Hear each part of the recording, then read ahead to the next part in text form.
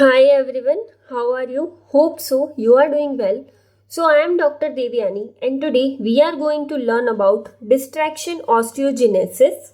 So, as always, starting with introduction. So, distraction osteogenesis is also known as calotasis because callus is forming in distraction osteogenesis process.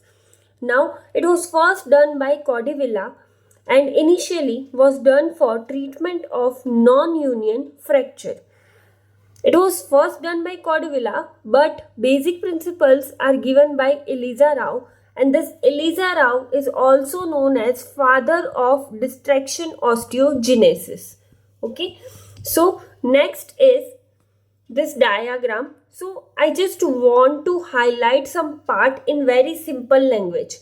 So starting with, this is our bone. Okay, now we just put an osteotomy cut here so that this will divide into two segments, right? Segment 1 and segment 2. Now the space present between these two segments, you have to put an device which is called distraction device in between these two segments. So it will apply tension force to this bone, right? So this bone will be going to apart from each other. More space will be created there. And after some time, when you remove this device, there is formation of fibrous callus, right? Now this fibrous callus will be mineralized, and after mineralization we have our new dense bone here, right? So this is called as distraction osteogenesis.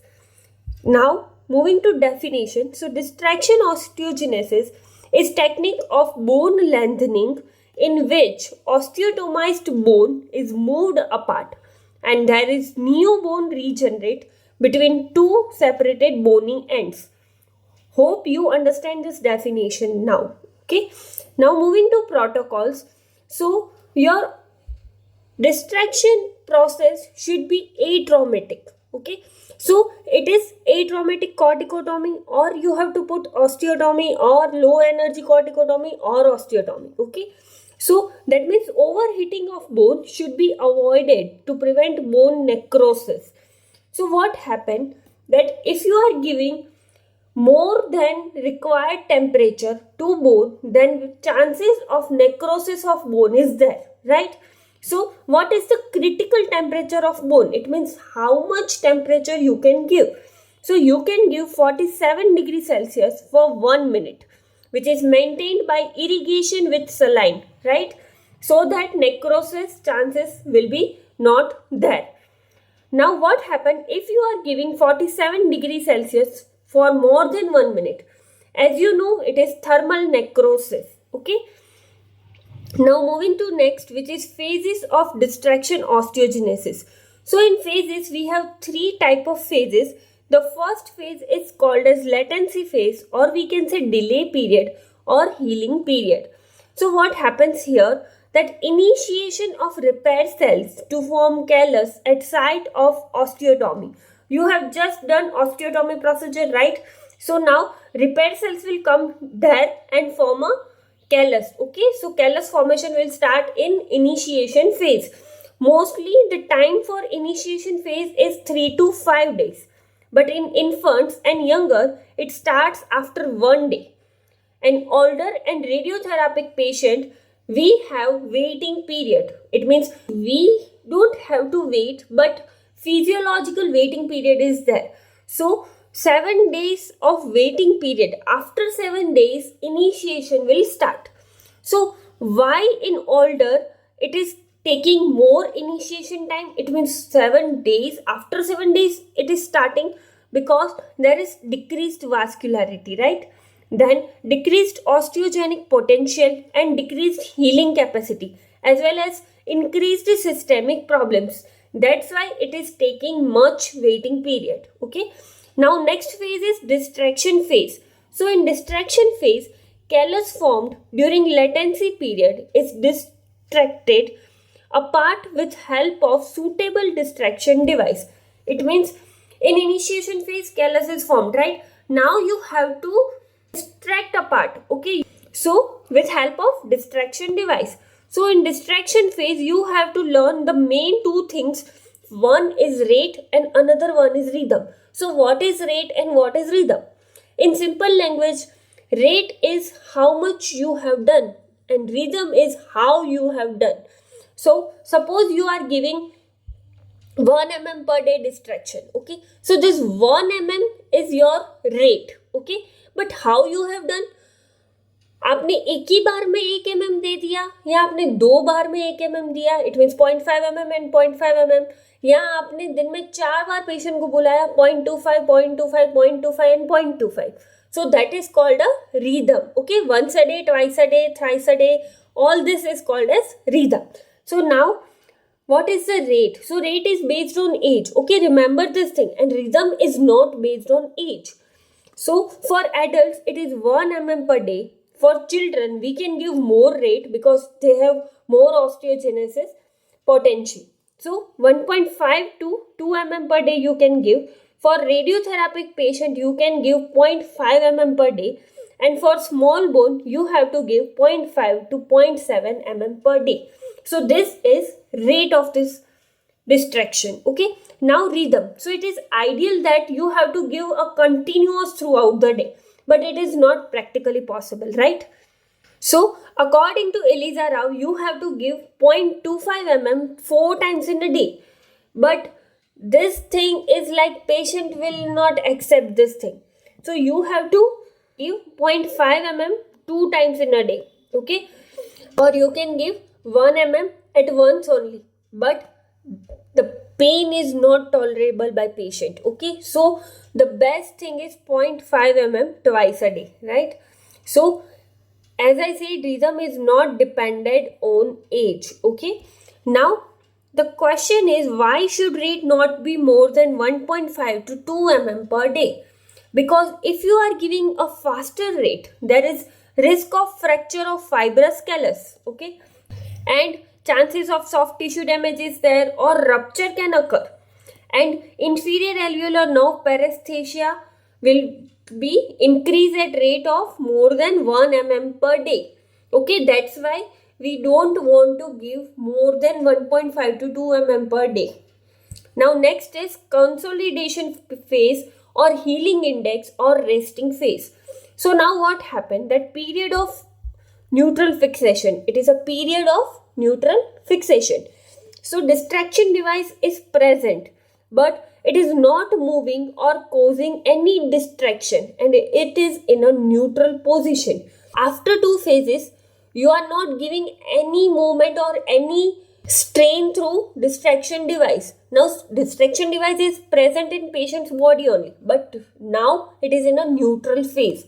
So consolidation and stabilization of newly formed bone increase due to calcification of immature weak bone to dense mature bone. Okay, so now you have to stabilize this newly formed bone. According to Eliza Rao, this phase is in adults about 8 to 12 weeks. In children it takes 4 to 8 weeks, and in older it is taking more than 12 weeks. Okay, so next is remodeling phase. So what happened in remodeling phase? So distraction osteogenized bone is subjected to functional loading. आपने bone तो बना दिया, लेकिन अभी वो bone function load कर पाएगा कि नहीं? So that will be happen in remodeling phase. Okay, so now bone is remodelized and it is being capable to load function. Okay, so remodeling or reorientation of bony tubercle according to functional stress. So gradual return to normal function in remodeling phase. Next is types of distraction osteogenesis. So mainly we have 3 types of distraction osteogenesis: monofocal, bifocal and trifocal. Okay, so in monofocal it is a similar to lengthening of bone. So we have this one bone. Okay, we want increase length of this bone. So what you will do, you will just put an osteotomy cut here, and then with help of distraction device you are moving this 2 segments to opposite to each other, and here new bone will be formed, right?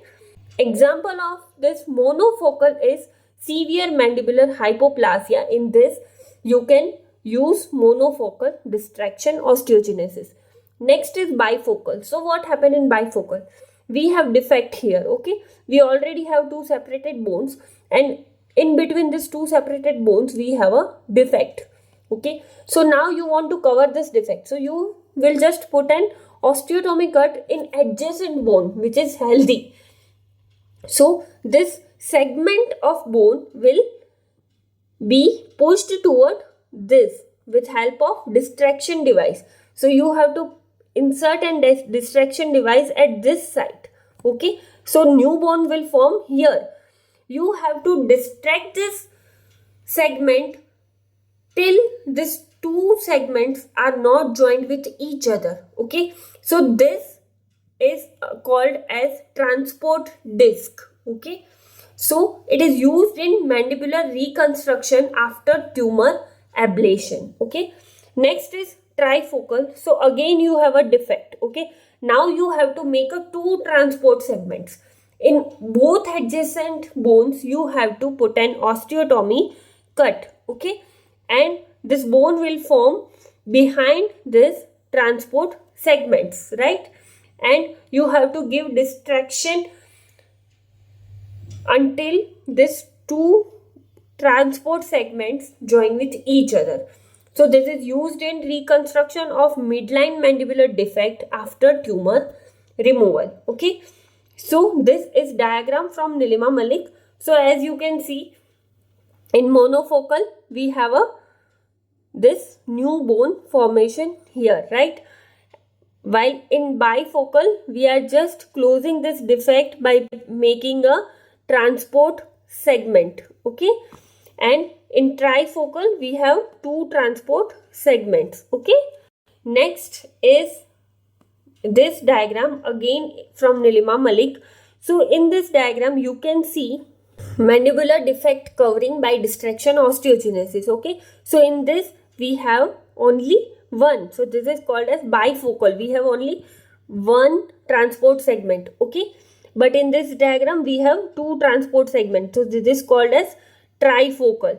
So next is biology of new bone formation. So in simple language, first you have to cut a bone, okay? That means osteotomy. Then at that site of osteotomy, formation of hematoma will occur. So that is called as blood clot formation, okay? Then there is formation of callus, and ultimately this callus will remineralize in new bone, okay? So what happened at molecular level? It means if you want to see this in detail, that first you put an basic osteotomy cut there, okay?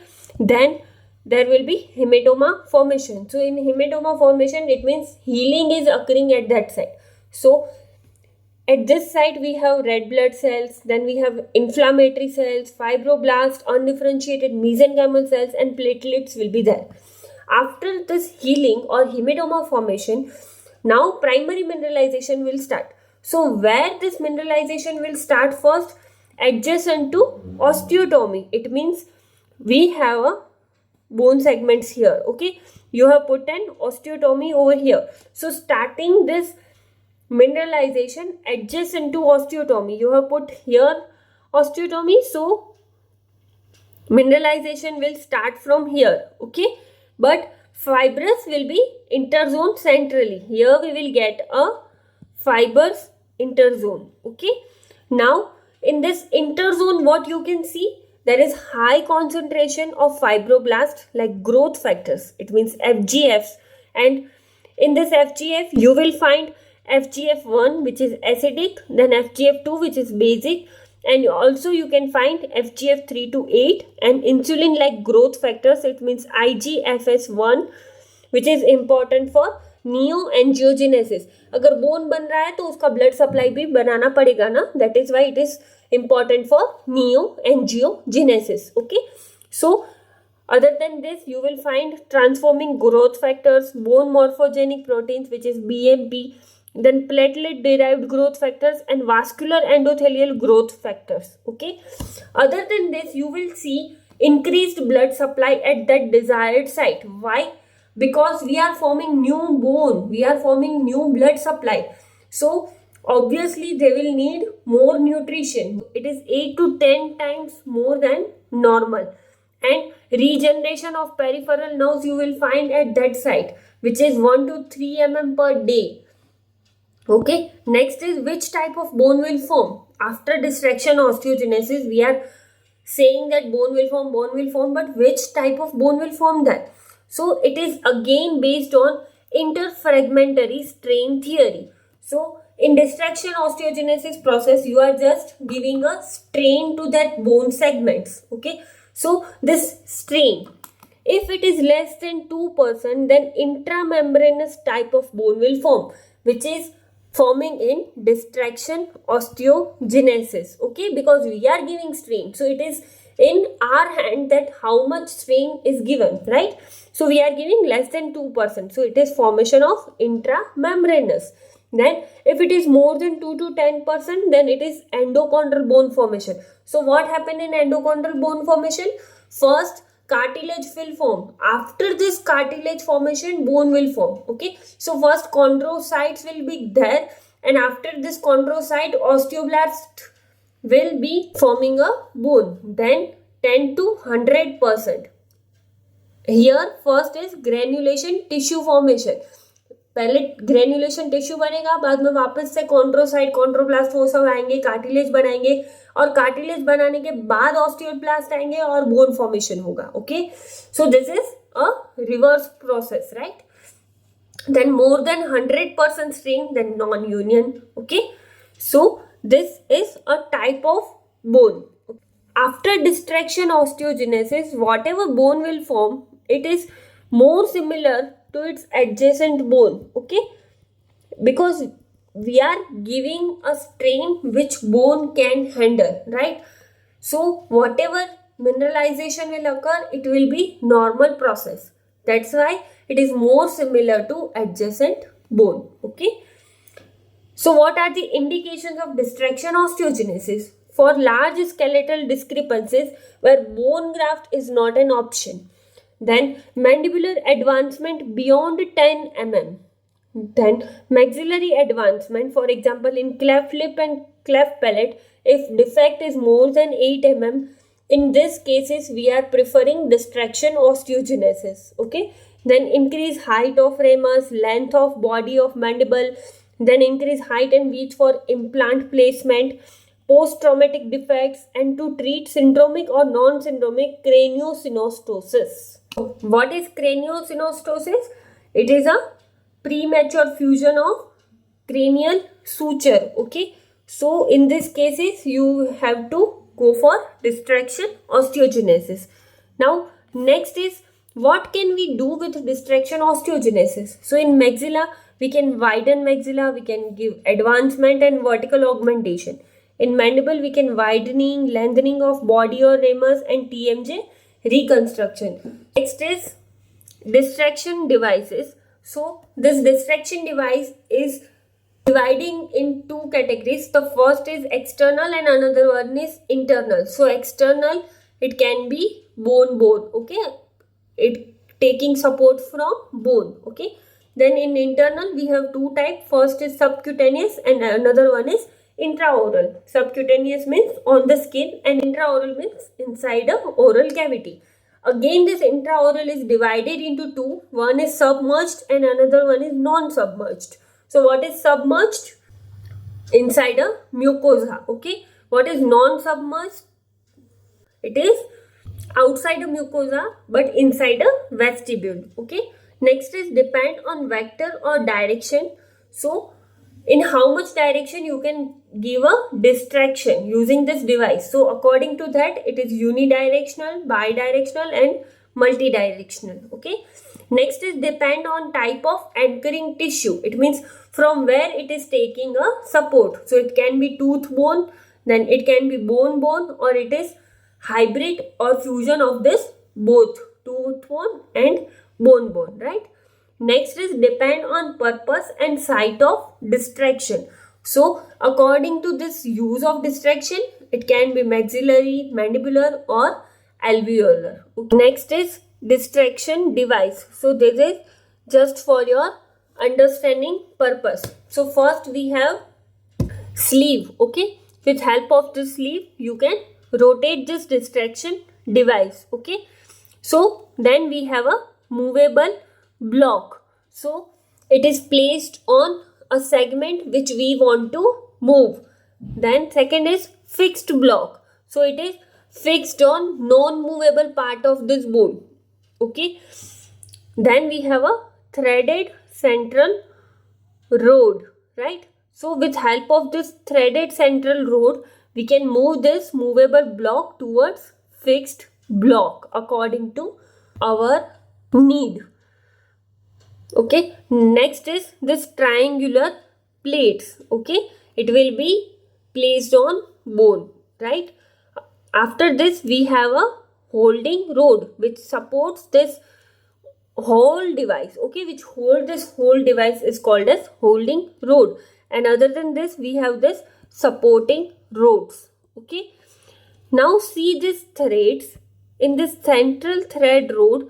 These threads are made like in between this distance of threads is 0.5 mm. So if you are giving turn once, it means you are giving a 0.5 mm. If you are rotating this for 2 times, it means you are giving 1 mm. Okay, next is this picture from Nilima Malik. So in this we can see a distractor device placed on mandible. So this is external device which is placed on skin, right, which we can see from outside. This one is internal device.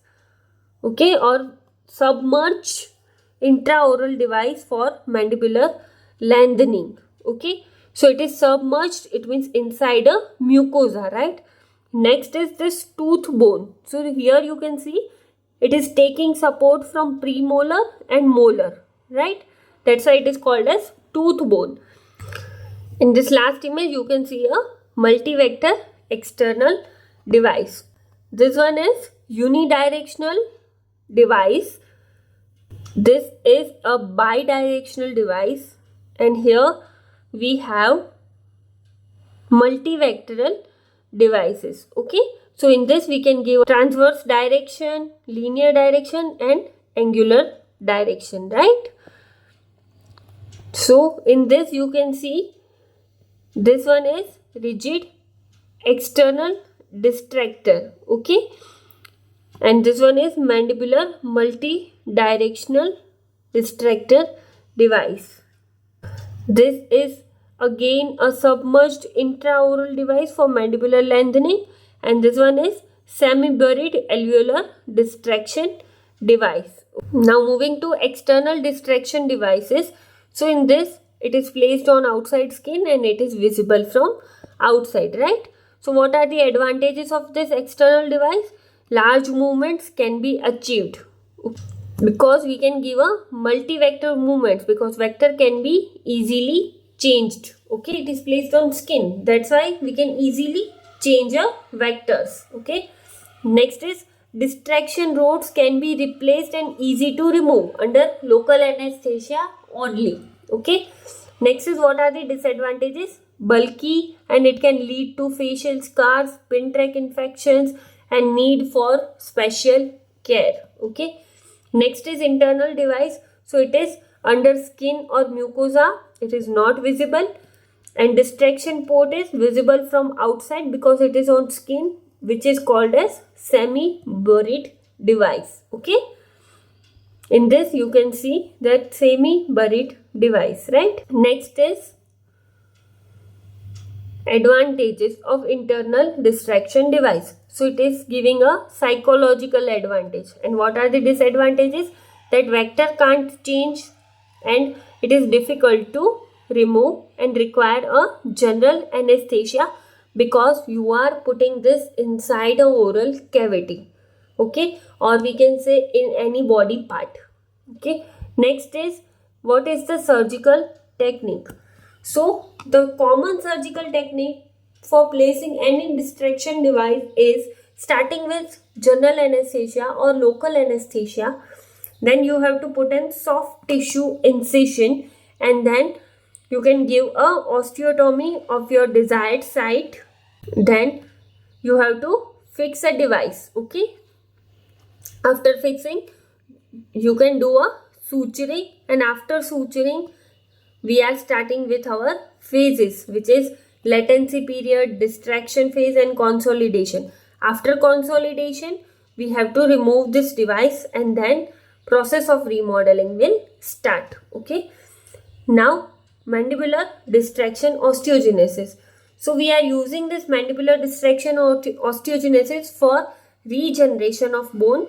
Then to do reconstruction of bone in mandibular continuity defects of symphysis, body, ramus, and condyle region.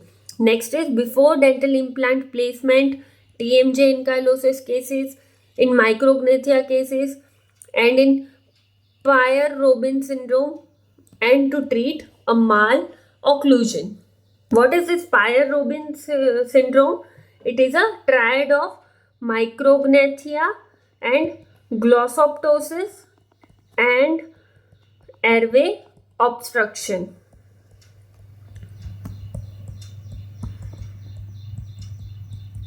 So micrognathia, you are knowing this thing, smaller size of jaw. What is glossoptosis?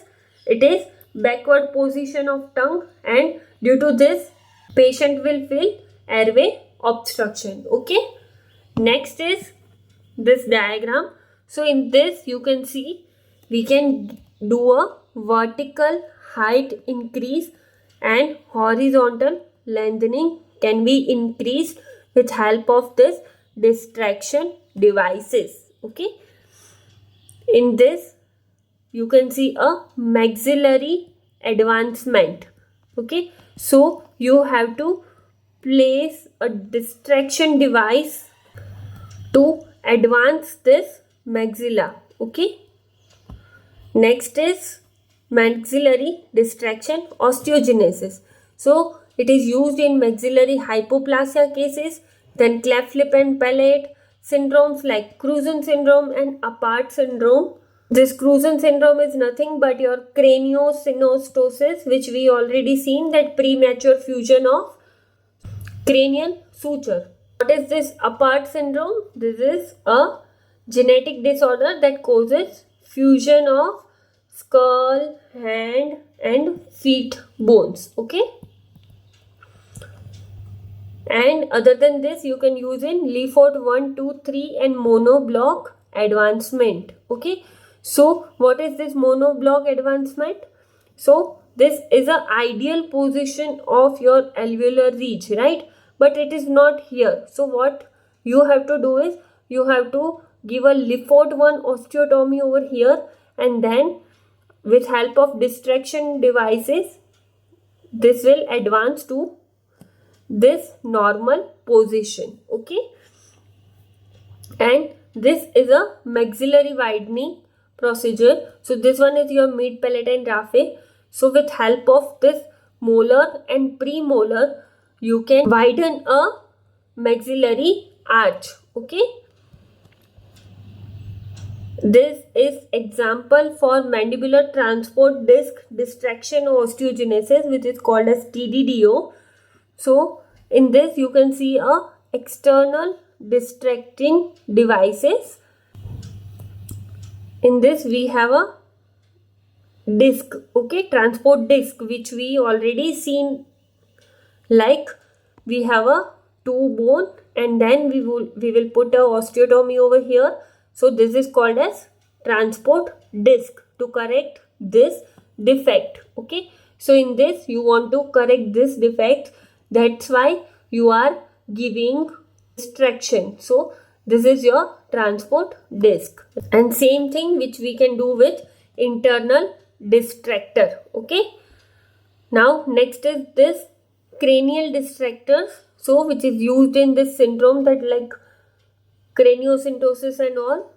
Like in this first diagram you can give a frontal bone for coronal synostosis. Okay, then in second you can see a monoblock advancement when mid face is also retruded. Okay, in this you can give a advancement from here. So this is a distraction osteogenesis bone. Okay, and then this one is posterior cranial distraction, and in this we can see a Marchak temporal distractor. So this was all about distraction osteogenesis. Hope so you enjoyed this and you have learned something from this video. So if you like this video, please like, share and subscribe. Thank you so much for patience listening, and if you have any doubt regarding this, let me know in comment section. Thank you.